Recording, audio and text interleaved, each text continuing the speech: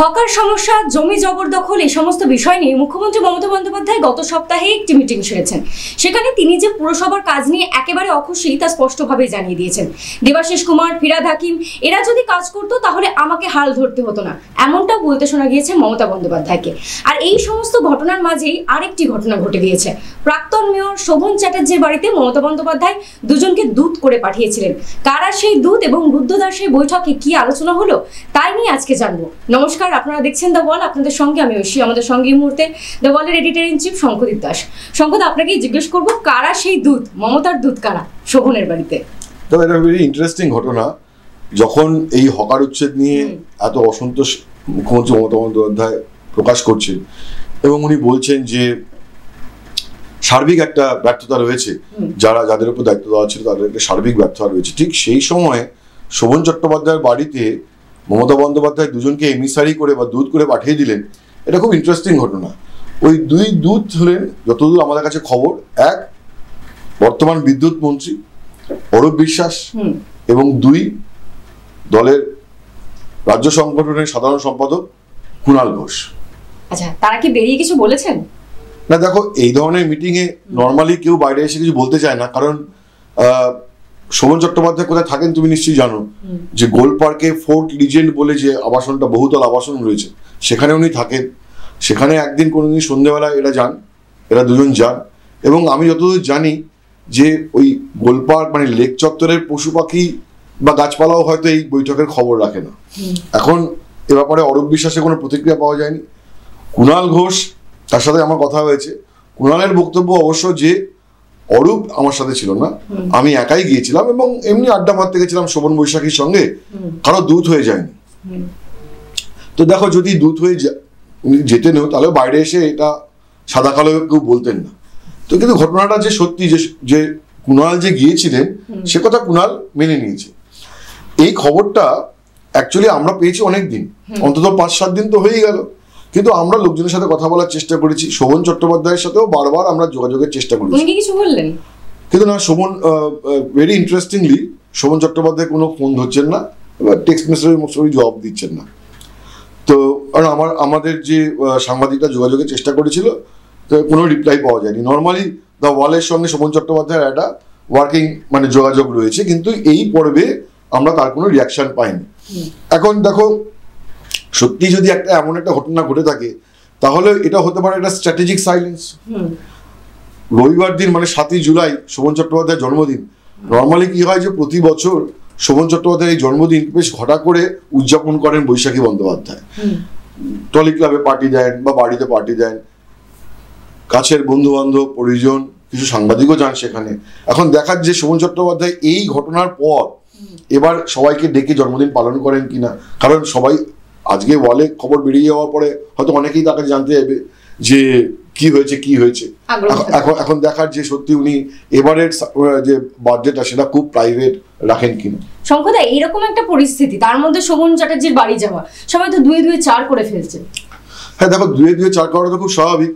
যখন আমরা দেখতে পাচ্ছি যে অন স্ক্রিন মানে ফেসবুক লাইভে মমতা বন্দ্যোপাধ্যায় বলছেন যে ওরা যদি করতে পারতো তাহলে তো আমাকে বসতে হতো না। তার মানে হচ্ছে যে ওরা মানে কারা? ওখানে ওরা মানে ফিরহাদ হাকিম, দেবাশিস কুমার, অতীন ঘোষ, এদের কথা বলছে।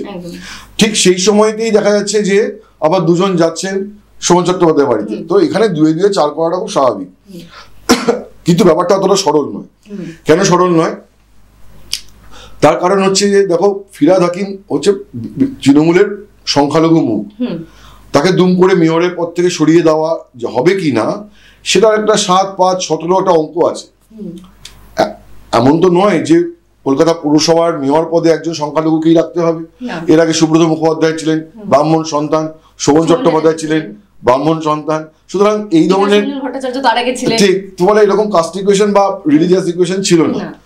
তো হতেই পারে, কিন্তু তবুও একটা মানে সংখ্যালঘু মুখ, তাকে সরিয়ে দিয়ে সেটা কি রিয়াকশন হবে এটা নিয়ে নিশ্চয়ই তৃণমূলের উপরে তোলা একটা ভাবনা থাকবে।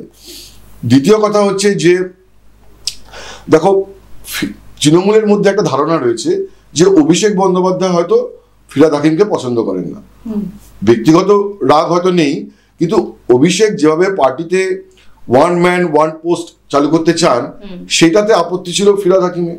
এবং ফিরহাদ হাকিম দুটো পোস্ট নিয়ে রয়েছেন, তিনি পুরমন্ত্রী, তিনি মেয়র।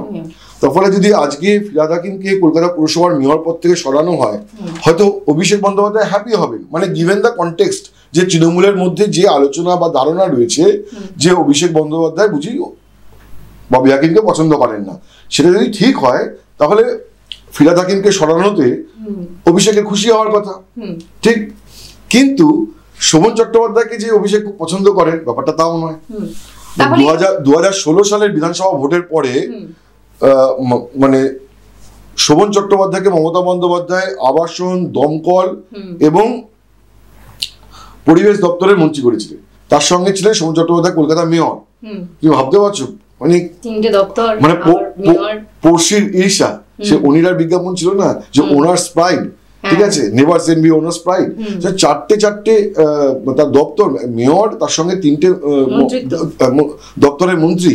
কিন্তু সেই সময়টাও আমরা দেখেছি যে অভিষেক বন্দ্যোপাধ্যায় হ্যাপি ছিলেন না বলে তৃণমূলের মধ্যে একটা গুঞ্জন ছিল।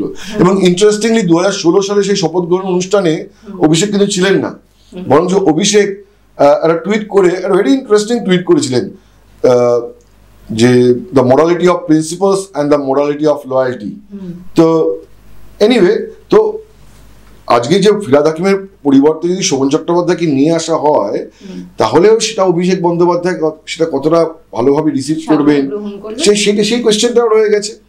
তো ফলে ব্যাপারটা যতটা ইজি গোয়িং, মানে যে 2-2 4 করাটা আপাতভাবে যতটা সহজ বলে মনে হচ্ছে, ততটা সহজ নয়।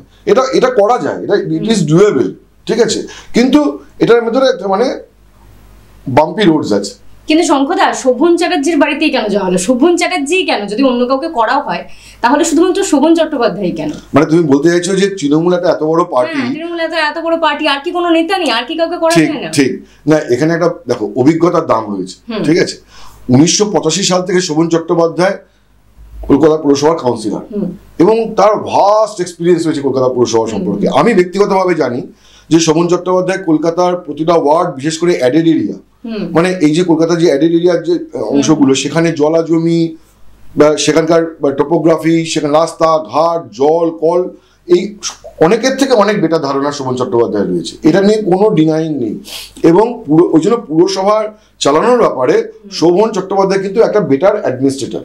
মানে দেখো, গত 30 বছরে, মানে ধরো 30 ইয়ার্সে, লাস্ট 30 ইয়ার্সে যদি নোটেবল কেউ কলকাতা মেয়র হয়ে থাকেন, তিনি হলেন সুব্রত মুখোপাধ্যায়। কারণ সুব্রত মুখোপাধ্যায়ের সময় সত্যি কলকাতা পুরসভার একটা কাজকর্ম, একটা স্ট্রিমলাইন করা, মানে অহেতুক টাকা পয়সা, ভুতুরে টাকা, এগুলো সব খরচ বন্ধ করে দেওয়া, এডিবির কাছ থেকে টাকা নিয়ে এসে, মানে সেই লোন স্যাংশন হওয়ার পরে কলকাতার ড্রেনেজ, কলকাতার নিকাশি ব্যবস্থা, কলকাতার ওয়াটার সাপ্লাই, এগুলোকে ঠিক করা, অ্যাডেড এরিয়াতে তোমার এই যে জল জমার সমস্যাটাকে দূর করা, এই সব কিছুর কিন্তু প্ল্যানিং, এক্সিকিউশন শোভন চট্টোপাধ্যায় সুব্রত মুখোপাধ্যায়ের সময় থেকে শুরু হয়েছিল। শোভন চট্টোপাধ্যায়ের সময় সেটা আরো এগিয়ে যায়। তো সুব্রত বাবুর পরে যদি নোটেবল কেউ থাকে, তাহলে কিন্তু শোভন চট্টোপাধ্যায়, এবং সেটা পুরসভাটাকে, কাজটাকে কিন্তু ভেতর থেকে শোভন চট্টোপাধ্যায় বুঝতেন, এই ব্যাপারে কোনো ডিনাইং নেই। সেই কারণেই একটা ন্যাচারাল চয়েস হতে পারে, যদি আজকে সত্যি ফিরহাদ হাকিমকে সরানোর একটা মুখ্যমন্ত্রী মমতা বন্দ্যোপাধ্যায়ের মধ্যে একটা ভাবনা তৈরি হয়ে থাকে, সেক্ষেত্রে একটা ন্যাচারাল চয়েস হয়ে যেতে পারে Sovan Chattopadhyay, because of his experience. কারণ শোভন চট্টোপাধ্যায় এই ব্যাপারে সত্যি খুব দরদ। কিন্তু তিনি তো কাউন্সিলরও নন, অনেকদিন ধরে রাজনীতির বাইরে রয়েছেন, এরকম ভাবে কাউকে মেয়র করে দেওয়া যায়? হ্যাঁ, কেন যাওয়া যাবে না? আগে মোস্ট প্রবাবলি হয়তো আগে যেত না, কিন্তু পরে আইন সংশোধন হয়েছে এবং তারপরে এটা করা যায়। এবং তুমি মনে করে দেখবে যে আসানসোলের মেয়র বিধান উপাধ্যায়কে যখন আসানসোলের মেয়র করা হয়, উনি তখন কিন্তু কাউন্সিলর ছিলেন না। উনি প্রথমে মেয়র হিসেবে শপথ নেন এবং দায়িত্ব নেন, তারপরে উপনির্বাচনে উনি জয়লাভ করেন, জিতে আসেন। কারণ সেটা যেমন বিধানসভা লোকসভা ভোটে হয়, যে মুখ্যমন্ত্রী হয়ে গেলেন, তারপরে উনি জিতে এলেন কোনো আসন থেকে, উপনির্বাচনে জিতে এলেন 6 মাসের মধ্যে। এখানেও তাই, যে আগে হয়তো এই নিয়মটা পুরসভা ক্ষেত্রে ছিল না, কিন্তু এখন এটা করা যায়। এবং আসানসোলের ক্ষেত্রে আমরা দেখেছি যে উপনির্বাচনে জিতে এসেছেন বিধান উপাধ্যায় এবং তারপরে মেয়র হয়েছেন। তার ফলে আজকে যদি সত্যি শোভন চট্টোপাধ্যায়কে মেয়র করতে হয়, অনায়াসে হতে পারেন 6 মাসের মধ্যে উনি কোনো একটা পুরসভার ওয়ার্ড থেকে জিতে আসবেন।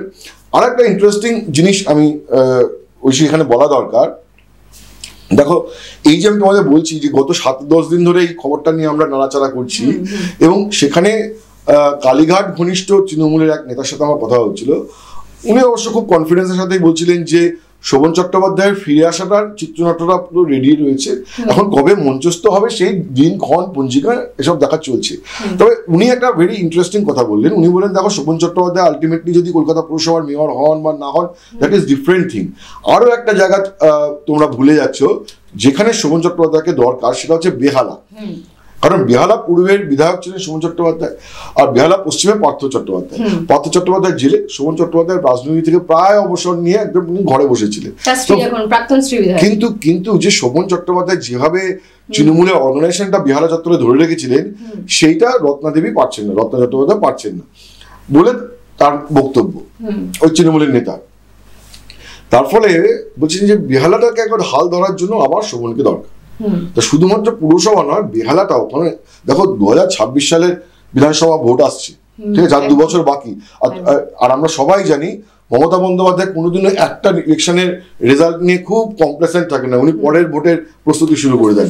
তার ফলে আজকে এই যে পুরসভাগুলোতে মুখ্যমন্ত্রী ঝাঁকুনি দিতে চাইছেন, ঠিক আছে, সবটাই কিন্তু 2026-এর দিকে তাকিয়ে। আর 2026-এর দিকে যদি সত্যি উনি তাকান, তাহলে কিন্তু বেহালাটাও একটা চিন্তার কারণ রয়েছে। তারপরে বেহালাও একটা অলসো রিজন যে কারণে শোভন চট্টোপাধ্যায়কে আরো মানে আবার নতুন করে কাছে টানার একটা চেষ্টা হচ্ছে। এবং এইটা মনে রাখতে হবে যে শোভন চট্টোপাধ্যায়ের সাথে কিন্তু মমতা বন্দ্যোপাধ্যায় একটা হয় না ব্যক্তিগত সম্পর্কের একটা ভরসার জায়গা ছিল, আর একটা কমফোর্ট হয়। মানে ধরো প্রতিটা মানুষের ভাইফোঁটা দিতেন মুখ্যমন্ত্রী, অনেকেই ভাইফোঁটা দেন, কিন্তু না প্রতিটা রিলেশনারি একটা কমফোর্ট ব্যাপার আছে। ধরো তুমি আমার সাথে কমফোর্ট, বা তুমি ওর সাথে আমাদের বিশ্বের সাথে কমফোর্ট, মানে কমফোর্ট আবার অন্য একজনের সাথে সেই কমফোর্ট ফিলিংসটা নেই, মানে আলোচনা করতে গিয়ে অতটা সহজ হয় না। শোভন চট্টোপাধ্যায়ের সঙ্গে মমতা বন্দ্যোপাধ্যায় একটা সহজ সম্পর্ক ছিল বা রয়েছে, এবং শোভনকে মমতা বন্দ্যোপাধ্যায় কানন বলে ডাকেন, সবাই জানে, তৃণমূলের সবাই জানে। তারপরে যদি শোভন যদি ফিরে আসে, তাহলে মমতা বন্দ্যোপাধ্যায় আবার একটা ভরসার জায়গা হবে। কারণ তৃণমূল পার্টিতে তুমি দেখবে যে মমতা বন্দ্যোপাধ্যায়ের ভরসা করার মতো লোকও হয়তো এখন কমে গেছে। মানে আগে যেরকম একটা ট্রাস্ট করে মুকুল রায় ছিলেন, বা পরে তারপর শোভন সেই জায়গাটা নিয়েছিলেন, সেই জায়গাটা এখন অভিষেক নিয়ে রেখেছে। অভিষেক তো পার্ট অফ ফ্যামিলি অলসো, কিন্তু পার্টির মধ্যে কেউ যাকে তুমি ভরসা করতে পারবেন, শোভন হতেই পারে। তার ফলে এই যে ঘটনাটা, এটা খুব একটা ইন্টারেস্টিং ডেভেলপমেন্ট বলে আমাদের মনে হচ্ছে। এখন দেখা যাক, মানে এটা তো একটা মানে আপাতত এই ঘটনাটুকু পর্যন্ত সত্য, বাকিটা কি হবে সেটা হচ্ছে এখন ক্রমশ প্রকাশ্য। একেবারে এরপরে কি হয় এবং তার সঙ্গে শোভনের প্রত্যাবর্তন পুরসভাতে হয় নাকি বেহালাতে, সেদিকে থাকবে আমাদের নজর। আপনাদের চোখ থাকুক দা বলে, কারণ খবর এখন এখানে।